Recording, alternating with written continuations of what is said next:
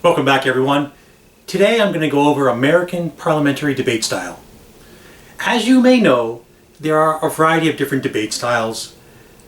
I'm going to treat American parliamentary as if it's the only style. I like the style. I think it has a good mix of logic and oratorical skills, and I think it's fairly clean to judge.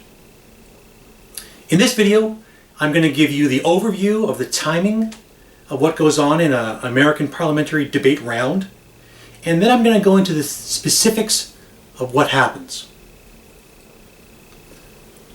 As the round starts, the motion is introduced.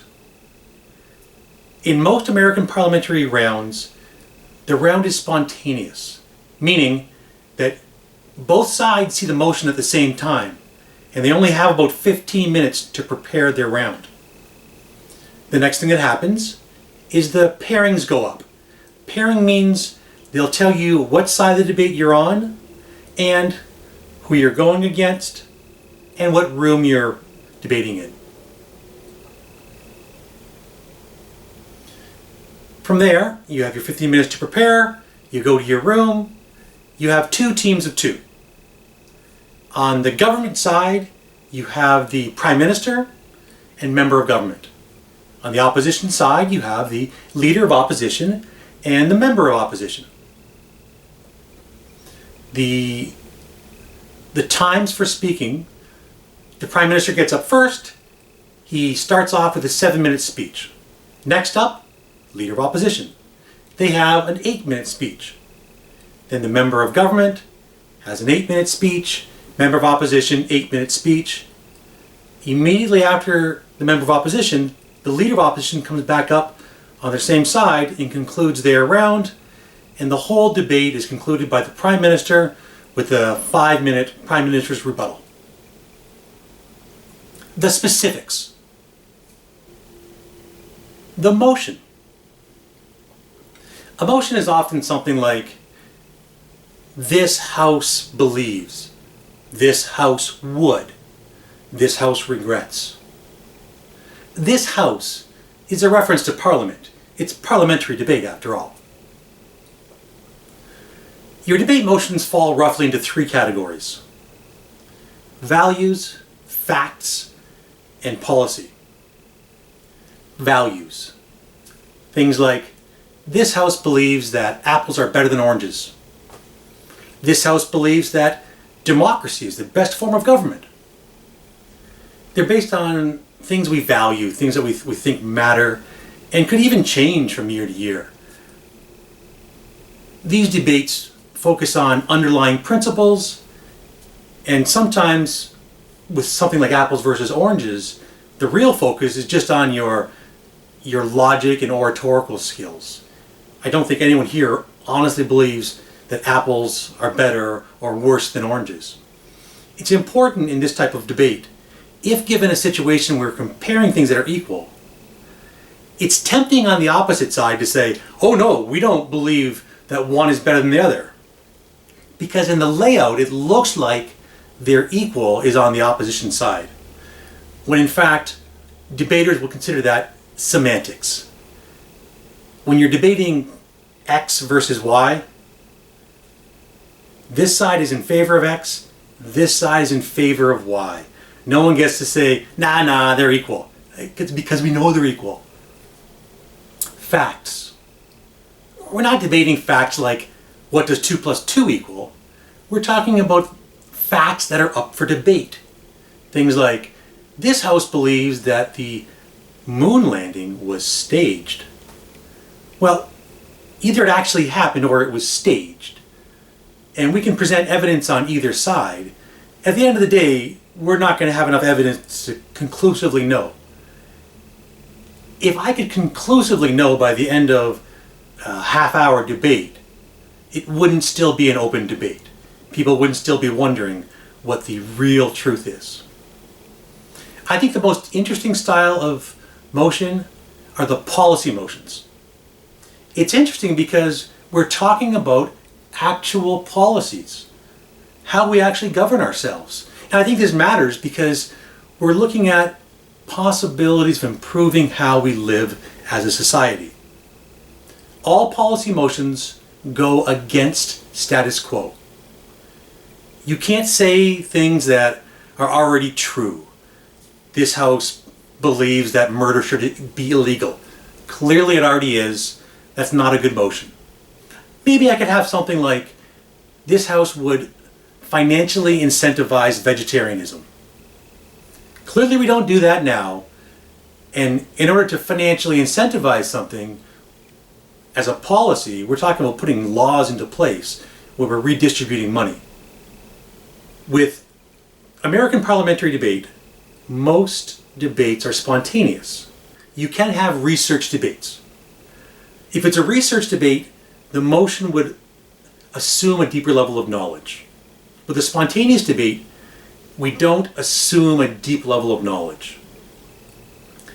For example, the motion could assume you have a knowledge of Shakespeare. I think most people in society do. So if you don't, oh well, too bad. But it's reasonable to assume you do. Whereas we wouldn't have a motion that assumes you have a deep level of knowledge of, say, Tennessee Williams. Some know who he is, some know a lot about him, and some know nothing. And I think that's reasonable to be on either side of that. The role of the Prime Minister. The Prime Minister has a very important job. The Prime Minister starts the debate. And by starting the debate, you have to make sure you have the correct footing. The Prime Minister gets to define the topic. The Prime Minister looks at the motion and interprets things about it.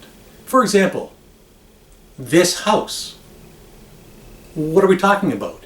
If I go back to my vegetarianism, am I talking about the United States government? Michigan government? Detroit government? Is this House just my physical house? I would give people money when they ate vegetables? Is that what I'm talking about? And the key here is you don't interpret the motion in a way that makes it easier for you to win. You make the most logical interpretation of it possible. If you take an interpretation that greatly favors your side, the judge is going to look at that and say, you're kind of trying to avoid the debate here. You're not really engaging in this. So you don't want to try and win by definition. Sometimes within the definition as well, there's terms that need to be defined. I think vegetarianism is pretty well defined already, but sometimes there's other terms where it's not so obvious. If I had a motion that said, this House would remove children from families that espouse hateful ideologies. Well, that hateful ideologies, that's very vague. It would really have to be nailed down before we started the debate. Otherwise, what happens is you get what's called ships in the night, where both the government and the opposition are arguing different things. You really don't want that. You want to have clash. You want both sides to clash on the ideas. Now that you know what you're debating, it's important to make it clear to the judge how you plan to support your side. Typically, this is done with 3 constructed points. Before you give your points, though, you give a roadmap to the judge. A roadmap is simply snappy titles for each of your points. Supposing the topic is, this House believes that the internet should be a constitutional right. Well, one of my points might be, I feel that in order to fully engage in discussion these days, you need to be on the internet. And because we have a First Amendment right to free speech, the government needs to enable that. Well, that's fine. But in my roadmap, I can't have government needs to enable internet to protect the First Amendment. My roadmap point should simply be First Amendment. That's enough. Each of my 3 points supports the topic. What I like to see as the format of my constructed points is, we should do this motion because this is true. For any one of my 3, I can make an argument that that's enough. Because of the First Amendment, it's enough. You don't believe that? Okay, well, because of human dignity. It's enough. For each of my 3 points, they're basically landing, knockout blows with each point. Ideally. It shouldn't be you construct an argument where you need all 3 to be true to win your side. The point is, you want to get as much through that the opposition can't defend. So with each of those points, you ask yourself, should I do this because of this? For example, if one of my points was, the internet is fun, and I ask myself, should the government make the internet a constitutional right because it's fun? Yeah, not really, right? Nothing else that's fun is a constitutional right. So once you've roadmapped your points, you go in and you support the points with argumentation. In my next video, I'm going to go into detail on how to make your points. The leader of government role is similar. They'll construct the typically 3 points. They might choose to only construct 2 and spend some of their time rebutting what was said by side government. The leader of opposition has some leeway there because there's material in front of them. They can either attack the material that's given or choose to just construct. Most will do some of each. They might hit all the points, rebut all of the points, and construct their own points. When you're rebutting a point, there's a couple of ways to do it. You can claim the evidence is faulty. You can bring up counter evidence. You could say the logic is faulty. You could show how it doesn't lead to the conclusion given. Or you can argue that your argument is more compelling. Again, in my next video, I'll get into making your case and tearing down cases. A little more detail. The next speaker is the member of government. What they do will depend a little bit on what the leader of opposition did. Because if the leader of opposition rebutted the Prime Minister's points, then it's up to the member of government to rebuild them. Rebuilding a point is not simply restating it. You have to look at how it was attacked and counter those attacks.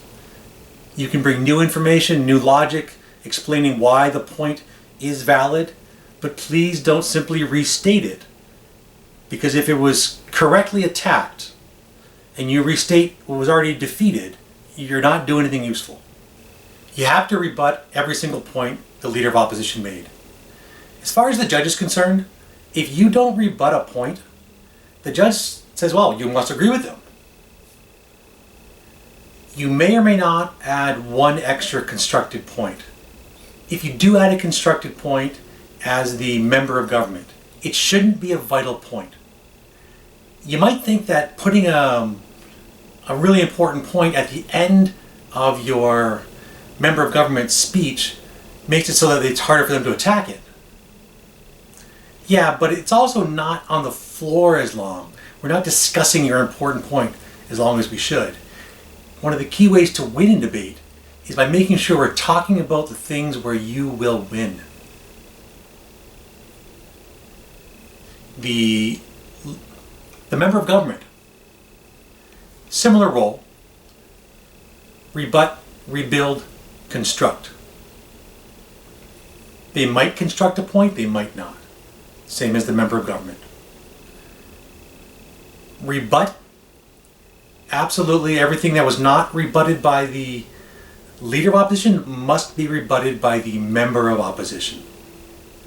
Rebuild, all the points of the leader of opposition should have been attacked at this point.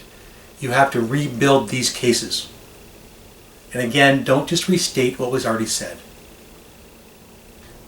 The next 2 speeches are conclusions.